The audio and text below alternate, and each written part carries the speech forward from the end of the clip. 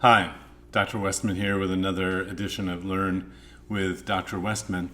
Today's episode is going to focus on constipation. Now, I have to just declare we need to talk about what constipation really is and what it isn't. Most people come to me thinking that having a bowel movement less often is constipation, and that's not constipation.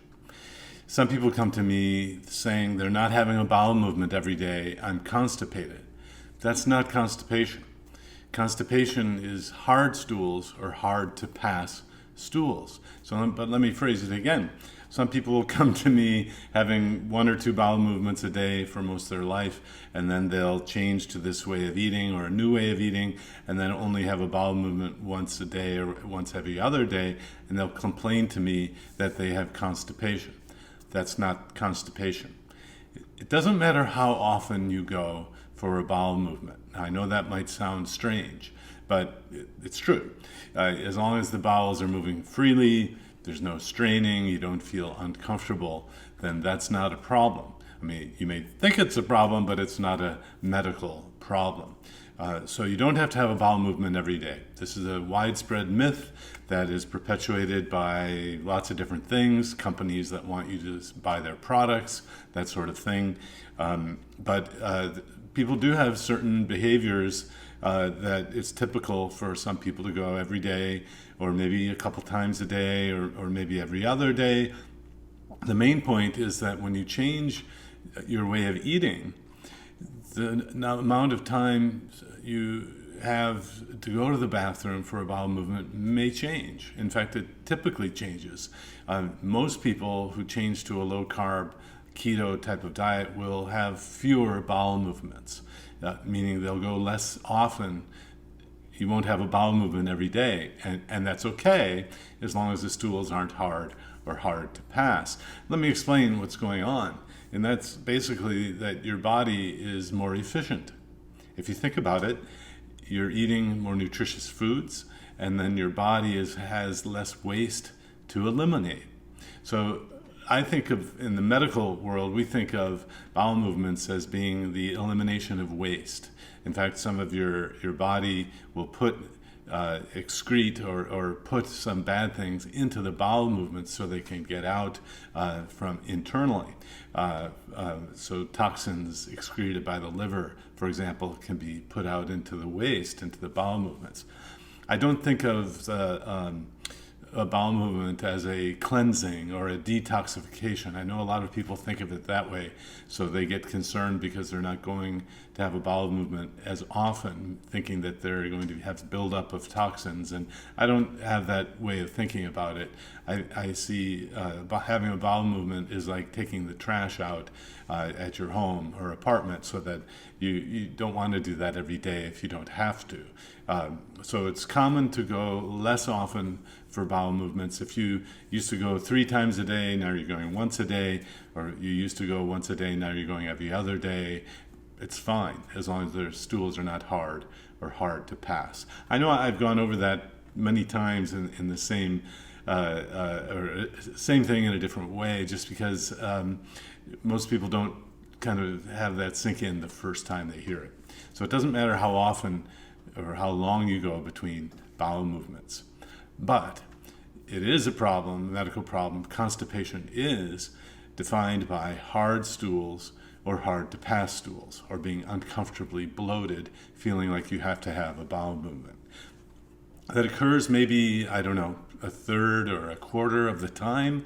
In my experience, when people change to a well-formulated, real food-based kind of diet, I don't ask people to add oils and medium-chain triglyceride and those kinds of things. That can actually tend toward diarrhea for some people.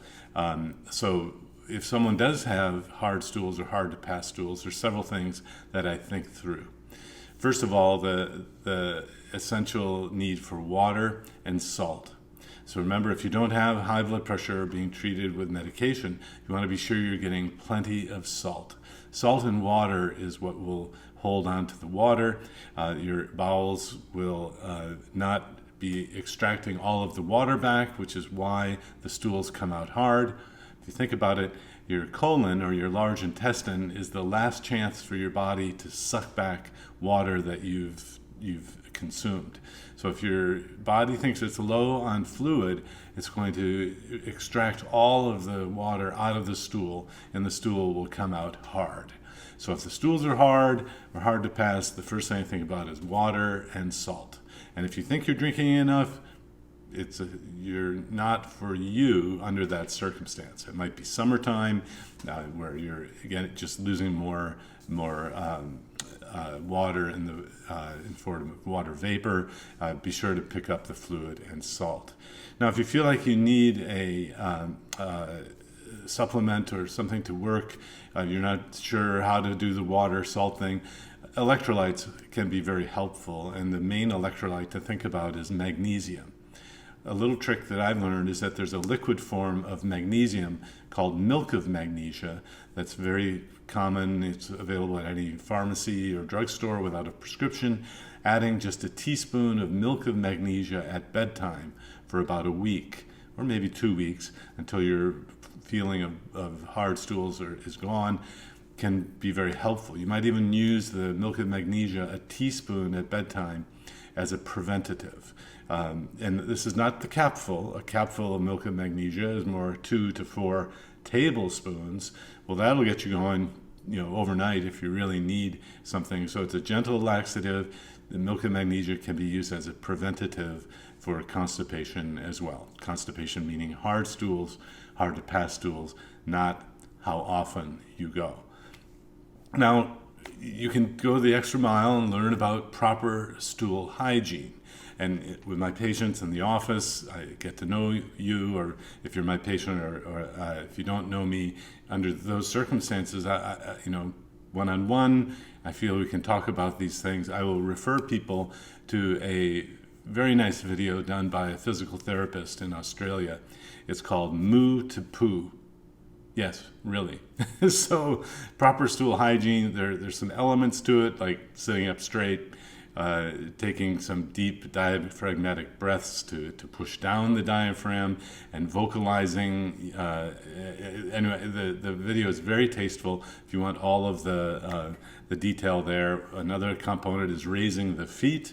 It turns out humans were designed to squat when they take a bowel movement, and many people around the world still do. But a toilet where you're raising the bottom off the floor can introduce a kink into your intestines, so that makes it harder to have a bowel movement. There's actually a company that sells a little stool that raises the feet, and that is part of proper stool hygiene. The final thing that I think is important is to actually minimize the external irritation, and if you can make use of these devices now that can be put on any toilet that are like a bidet that would be found in other countries, then you minimize the external irritation as well, all part of proper stool hygiene. And remember, most people don't have a problem with constipation when they change to a low-carb keto diet. Remember at the beginning I said this happens probably in 25% of people in my worldview of teaching people with proper real food, not products, that sort of thing. So most people don't get this problem. Pharmaceutical treatment can be useful, and I treat a lot of people on medications, and they're already on laxatives, that sort of thing. I'll just ask people to stay on whatever they were taking from their doctor for that, as you get started, see how things change. But some of these laxatives can be habit forming, and I prefer the electrolyte supplementation like magnesium if you can. And then, of course, if you've had trouble with this before, you've probably used over-the-counter suppositories and enemas. There are all sorts of things out there. They're not needed frequently, fortunately, but there's a lot to learn. Remember, it doesn't matter how often you go for a bowel movement. Constipation is hard stools, hard to pass stools, and there are some things that you can do for proper stool hygiene to make the elimination process easier for you. Again, I'm Dr. Eric Westman with an episode of Learn with Dr. Westman. If you like this video, be sure to like it, subscribe it, ring the notification bell. Have you looked below in the description for the link to my latest free guide? Check it out.